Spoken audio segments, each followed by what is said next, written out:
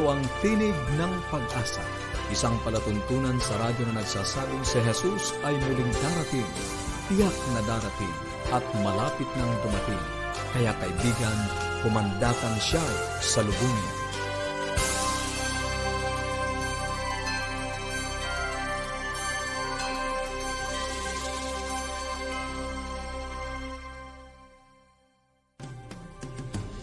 Maligaya at puno ng pag-asang pakikinig muli mga kaibigan. Kami po ang inyong mga lingkod, Pastor Ner Caranza. Maligaya at puno ng pag-asang pakikinig mga kaibigan. Ako naman po si Miss T. Bontile. Nag-aanyaya na samahan nyo kaming muli sa loob ng 30 minuto sa atin pong talakayan tungkol sa ating kalusugan, pagpapanatiling matatag ng ating mga sambahayan, at higit sa lahat sa pagtuklas ng pag-asang nagmumula sa salita ng Diyos.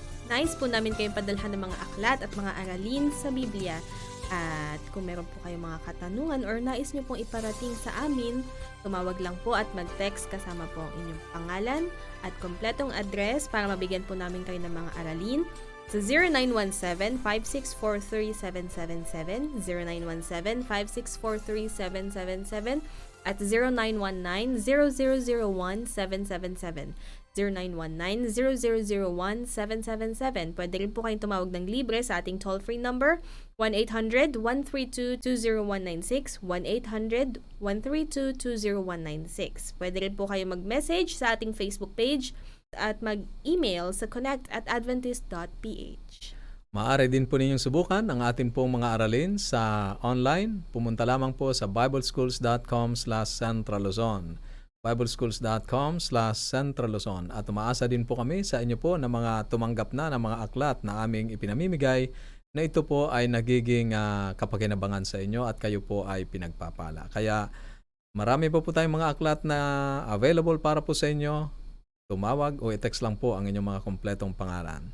Sa atin naman pong pagpapatuloy ng ating palatuntunan ngayong hapon ay makakasama pa rin natin si Ma'am Irene Gabin sa pagpapatuloy ng kanyang paksang pinasimulan, Languages of Love. Miss T. At syempre, makakasama pa rin po natin si Pastor Nerio Caranza sa pag-aaral ng Salita ng Diyos at ipagpapatuloy po natin ang serye sa pag-aaral ng Apokalipsis ngayon sa paksang Binigyang Kahulugan ang Pag-ibig.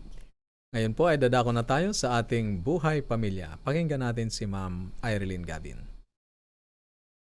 Mahalaga po ang pagmamahal po sa isang relasyon. Yan po ang nagpapatibay ng isang pagmamahalan o isang relasyon. Maging ito po ay relasyon ng mag-asawa, relasyon ng mga anak at magulang at relasyon natin sa ibang tao. So magandang hapon po sa ating lahat. Ipagpapatuloy po natin ang ating pong sinimulan kahapon tungkol sa love languages na ito po ay sinulat ni Dr. Gary Chapman at ito po ay sinuportahan ng iba pang mga research na itong mga pagpapahayag ng pag-ibig natin ay pwede nating gawin sa iba't ibang kaparaanan. Ano po? Binanggit ko sa inyo kahapon yung 5 love languages. Ano po? Ito yung words of affirmation, quality time, gifts, acts of service, at gayon din po ang touch. Ngayon po ay himayin natin ang sumandali. Ano po? Unahin po natin yung words of affirmation. Ano ba itong words of affirmation? Diptibo pa sa isang relasyon. Ang words ay ginagamit natin ito, di ba? Kung tayo ay nakikipagtalastasan, nakikipag-usap tayo sa asawa natin, sa mga anak natin, talagang ang ating gagamitin ay words. Although merong dalawang klase po ng communication, ito yung verbal and non-verbal, pero mahalaga pa rin lagi yung words. At ang sabi po ni Dr. Gary Chapman, words of affirmation, ito po ay nakapagpapalakas o nakakapagpatibay ng relasyon. Ano po? Ano ba itong mga words of affirmation sa mag-asawa? Unang-una, di po ba ipinakikita natin ang ating pagmamahal sa pamamagitan ng ating mga salitang binibitawan? For example, I love you, di ba? I love you, mahal ko. Yun lang tawagan natin. Ano po ba yung tawagan ninyong mag-asawa? Ito po ba ay mahal o love o babe o ano pa, mga honey? Yan po yung mga tawagan. Yung mga pagtawag natin sa asawa natin, yan po ay salitang magbibigay sa kanya ng yung parang yung sweetness. Ano po? At ini-encourage po natin na huwag nating gamitin yung tunay niyang pangalan. Gumamit po tayo ng Words na yung bang, 'di ba, kahit na sabihin nyo 20 years na kayong kasal, pero yung kikiligin pa rin ang bawat isa. Ano po, mahalaga yan sa isang relasyon. Yung I'm sorry kung halimbawang meron po kayong hindi magandang nasabi, ayon. Pero yung words of affirmation, ito yung sasabihin mo sa kapartner mo. Doon muna po tayo mag-focus sa mag-asawa. Sasabihin mo sa partner mo yung magagandang nakikita mo po sa kanya. Halimbawa, sabihin mo, ang ganda mo talaga, mahal ko. Yan.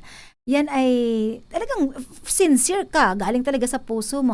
Ang bait mo talaga, ang sipag mo talaga, ang husay mong magluto. Yung mga magagandang nakikita, magagandang katangian ng asawa mo, sabihin po natin yan. Yan ang ibig sabihin ng words of affirmation. Ayan. Na iba't ibang paraan ng pagsasabi po ng I love you. Kung hindi nyo po nababanggit palagi, yung salitang I love you, pwede mong sabihin yan sa iba't ibang mga paraan. Halimbawa, alam mo, ikaw talaga yung aking pinakasalan dahil ako'y naniniwala. Ikaw talaga yung ibinigay sa akin ng Panginoon. These are words of affirmation. Yung mga salitang magbi-build up sa asawa mo, magbi-build up sa iyong mga anak. Ito po'y nakatutulong sa relasyon upang mas lalong maging malapit kayo sa isa't isa. Hindi yung pagkatapos po ng kasalan, nung nagliligawan po kayo ay malimit yung sinasabi yung I love you, pero pagkatapos nung kasal, ba't parang hindi nyo na masabi yung I love you? Parang hirap na kayong bitiwan yung I love you, samantalang nung naliligaw pa lang ay talaga namang ang I love you ay mayat-mayang sinasabi.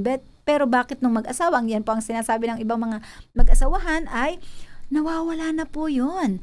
So, ang sabi po ni Dr. Gary Chapman at iba pang mga expert pagdating po sa relationships, words of affirmation are very, very important in building the relationship and or yung mapanatili in sustaining the relationship ng mag-asawa, gayon din po kasama ang mga anak. Tatandaan po natin yan, huwag po natin kalilimutan, assignment natin yan, na lagi nating sabihin, sambitin ang mga magaganda, sincero tayo na sinasabi natin, huwag tayong mag-focus doon sa mga hindi maganda. Sabihin natin ang mga magagandang katangian ng ating asawa, huwag po tayong sa sarili lang natin. Let us be generous in saying words of affirmation sa ating asawa. At kapag lagi natin pong sasabihin ito, yung sa una siguro medyo kung hindi kayo sanay, utay-utay lang hanggang sa maging habit mo na ang pagsasabi nito. Kasi tayo mismo na nagsasabi nito po ay nabibless din tayo. Masaya din tayo na nasasabi po natin ito sa ating asawa at sa atin din pong mga anak and other family members. Yan po ang iiwan ko sa inyo at mismo ang Panginoon na nagsasabi po sa atin na mahal po niya tayo. Sabihin po natin, express natin ang ating pagmamahal sa atin pong mahal sa buhay. Thank you very much po. Bukas atin pong ipagpapatuloy at isa na naman pong magandang love language ang atin pong pag-uusapan at yun po ay may kinalaman sa quality time. Thank you po. Ayan mga kaibigan, maraming salamat po kay Ma'am Irene Gabin sa napakagandang topic na love language. Isa sa mga love languages natin ay words of affirmation. So dapat maging maingat tayo sa ating mga sinasabing mga salita na bibinibitaw natin sa ating mga kapwa. At syempre, isa yun sa mga nakakapagpa-tibay ng pagsasamahan natin sa ating.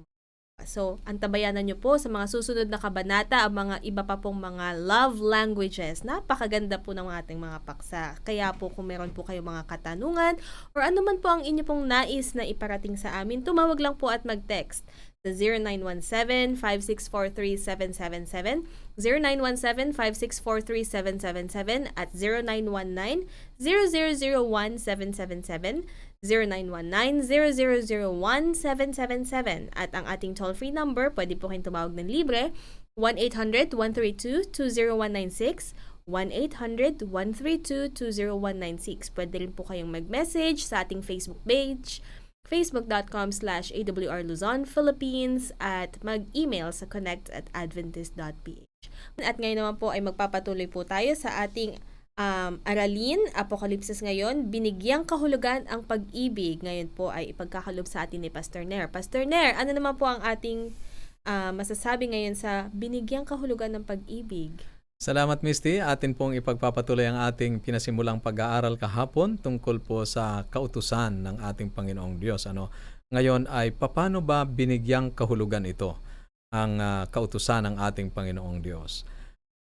Siguro ay hindi na bago sa atin o narinig na natin ang mga salitang pinawi na ang kautusan nang si Kristo ay mamatay sa krus. O kaya ay narinig na natin na sapagkat tayo ay nasa ilalim ng biyaya at wala na sa ilalim ng kautusan, na tayo ay malaya na sa 10 utos.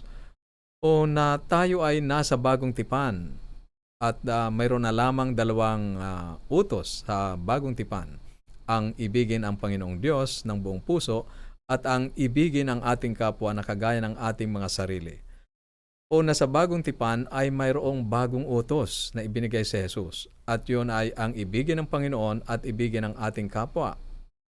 Ano nga ba ang sinasabi ng Biblia at ano ang sinasabi ng ating Panginoong Hesukristo mismo sa mga palagay na ito o sa mga iniisip na ito ng atin pong ibang mga nag-aaral ng salita ng Diyos o mga kapwa mangangaral?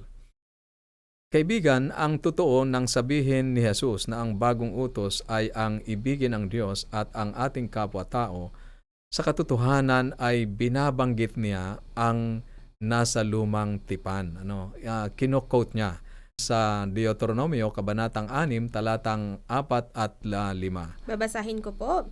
Ang sinasabi po ay, iyong iibigin ang Panginoon mong Diyos ng iyong buong puso at ng iyong buong kaluluwa at ng iyong buong lakas.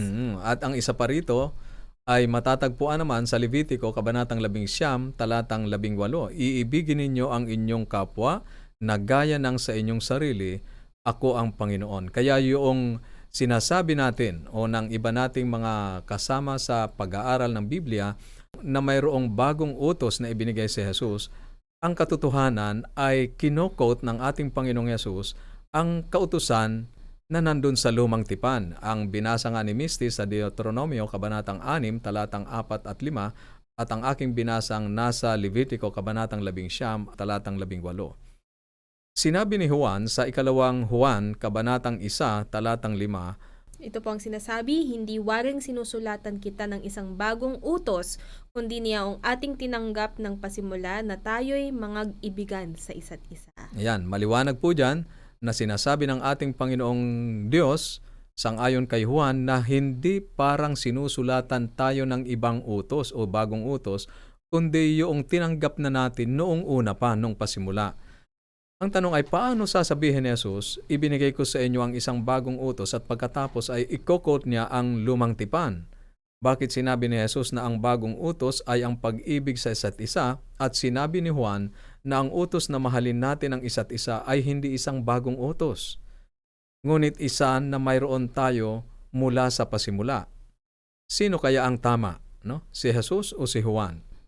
At kung kailangan kong pumili sa pagitan ni Jesus o ni Juan, siyempre pipiliin natin si Jesus. Ngunit posibleng pareho silang tama. Paano naman sila magiging parehong tama? Kaibigan, mayroong 2 magkakaibang mga salita sa Griego para sa salitang English na bago o new. Ang isa ay ang salitang Griego na neos at ang isa ay kainos. Ang ibig sabihin ng neos ay bago na may kinalaman sa panahon.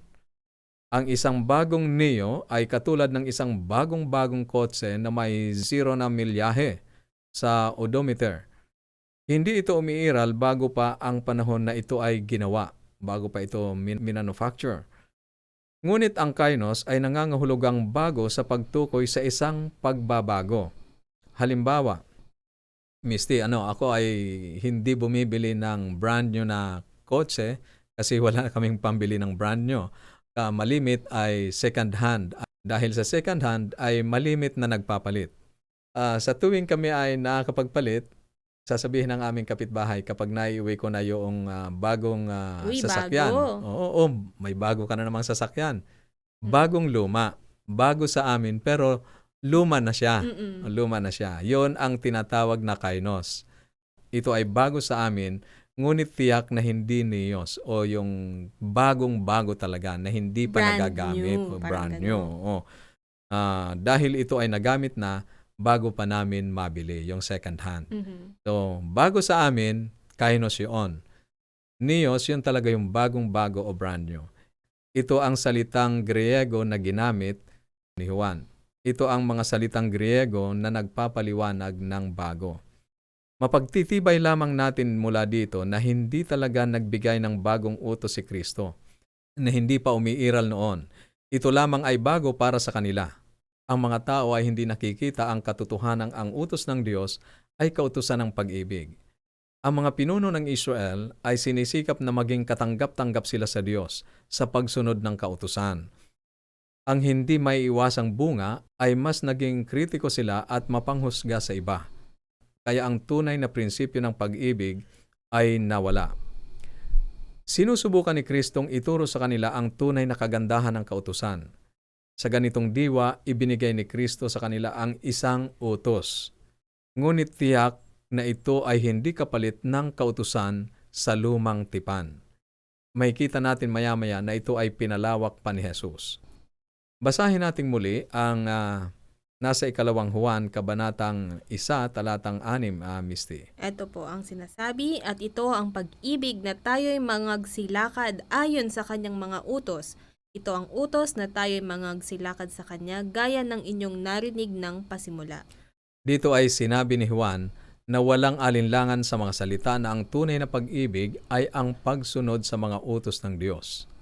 Kung saan sinusunod ang utos ng Diyos, mayroong pag-ibig.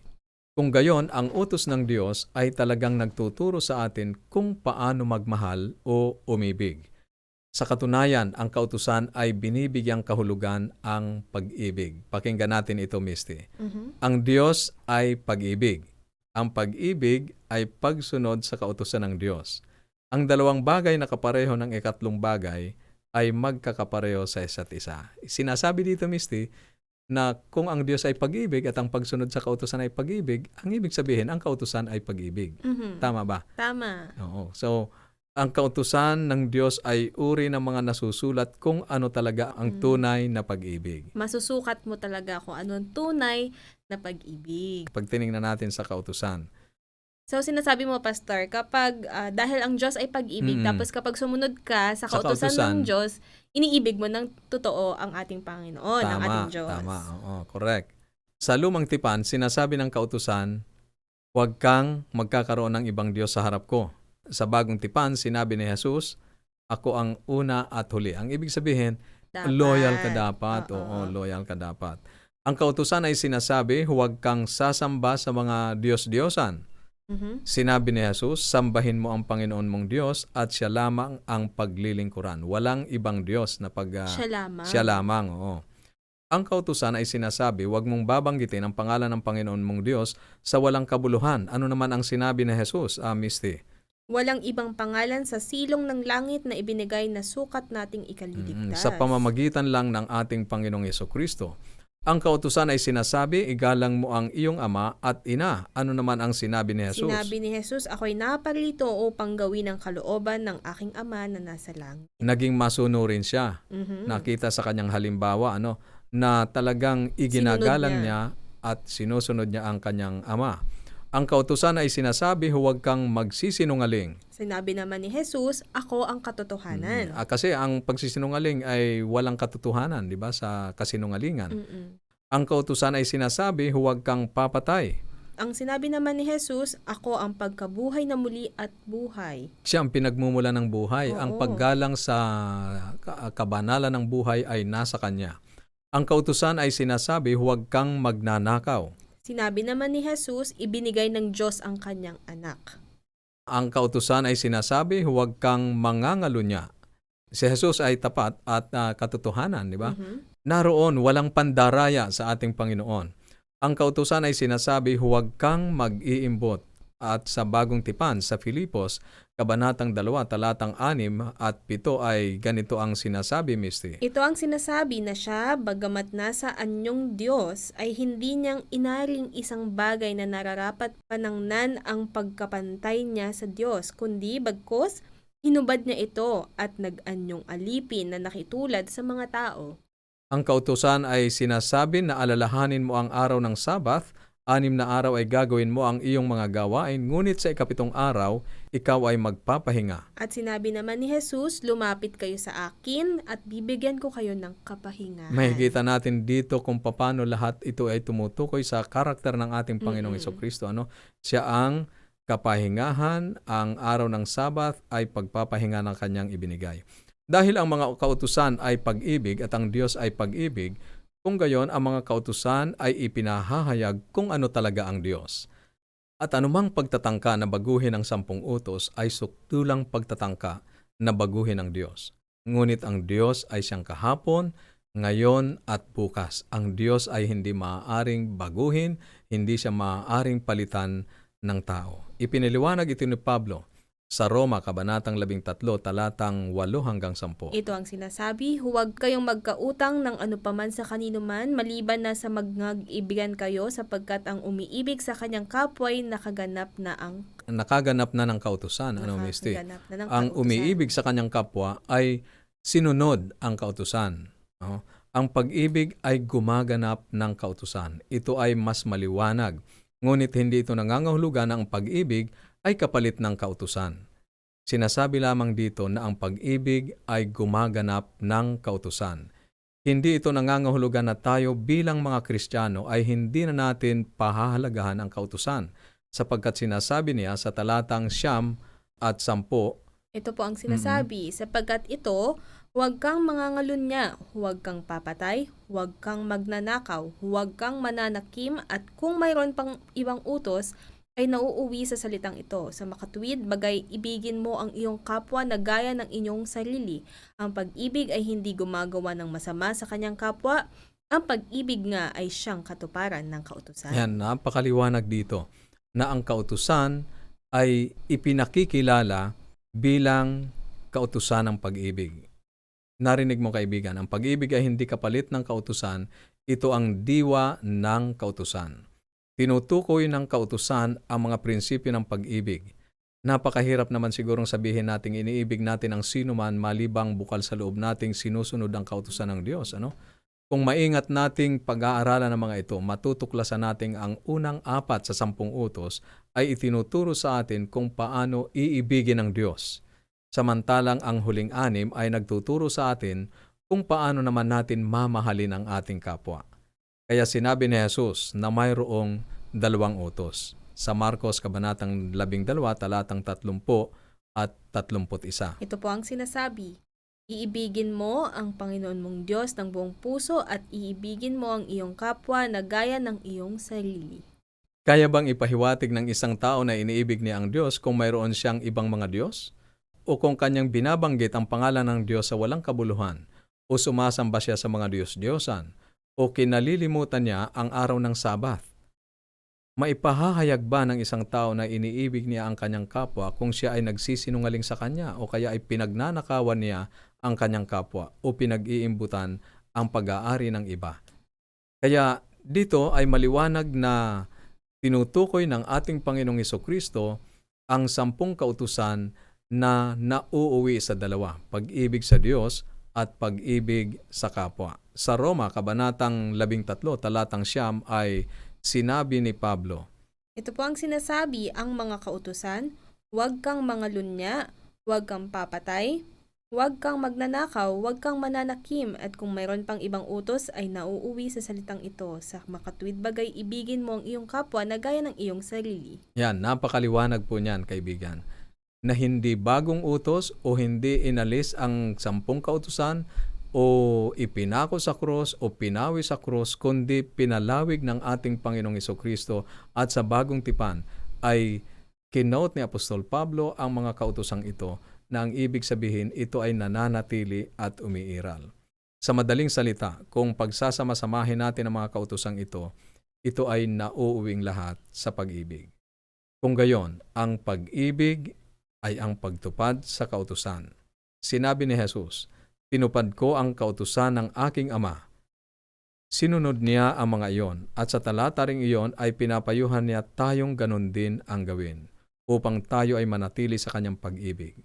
At sa Juan, Kabanatang 14, talatang 15 at 21, sinabi ni Jesus, kung ako'y inyong iniibig ay tutuparin ninyo ang aking mga utos. Ang mayroon ng aking mga utos at tinutupad ang mga yaon ay siyang umiibig sa akin. Napakaliwanag, kaibigan, na sa salita ng ating Panginoong Diyos at sa mga sulat sa Biblia sa Bagong Tipan, ang 10 utos ay nananatili. Hindi bagong utos na nag-aalis sa 10 kautusan, kundi isang bagong utos na nagpapaliwanag kung ano talaga ang pag-ibig ng Diyos. At ang pag-ibig ng Diyos ay nakikita sa kanyang mga utos. Dahil lamang sa pag-iwas ng ilan, sa ika-4 na utos, ay nawawala ang pagpapahalaga sa 10 utos ng Diyos. Kaibigan, ipagpapatuloy natin ang pag-aaral sa paksang ito bukas at marami pa tayong matutuklasan na nais ng ating Panginoon na maging bahagi ng ating pananampalataya at pagsunod sa Kanya. Ayan, maraming salamat, Pastor Nair. Sinasabi lang po ng ating banal na kasulatan na ang pagsunod natin sa utos ng ating Panginoon ay isang way na iniibig natin at tunay ang ating pagmamahal sa ating Panginoon. Kung meron po kayong mga katanungan at anuman po ang inyong mga gustong iparating sa amin, tumawag lang po kayo at mag-text sa 0917-5643-777, 0917-5643-777, or sa 0919-0001-777, 0919-0001-777, at ang ating toll-free number na pwede po kayong tumawag, 1-800-132-20196, 1-800-132-20196, at pwede rin po kayo magpadala ng mensahe sa ating Facebook page, facebook.com/AWR Luzon, Philippines, at mag-email din po kayo sa amin sa connect@adventist.ph. Maraming salamat po sa inyong pagsubaybay at sa atin pong pansamantalang paghiwa-hiwalay. Baunin natin muli ang salita ng ating Panginoong Diyos sa Apokalipsis Kabanatang 22, Talatang 20, ang nagpapatotoo sa mga bagay na ito ay nagsasabi, "Oo, darating ako." At habang inaantay natin ang kanyang pagdating, panghawakan po natin ang kanyang salita sa Isaiah 59:1. Narito ang kamay ng Panginoon ay hindi maikli na hindi makapagligtas, ni hindi mahina ang kanyang pandinig na ito hindi Bukas po muli.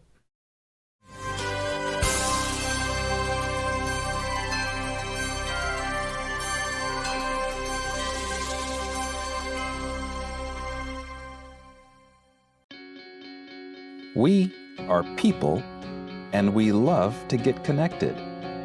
We connect as families because of birth. We connect as friends because we click. And we connect as communities because we care. Seventh-day Adventists are people who connect in communities called congregations, which in turn connect to form conferences, who connect together to form unions, divisions, and the General Conference.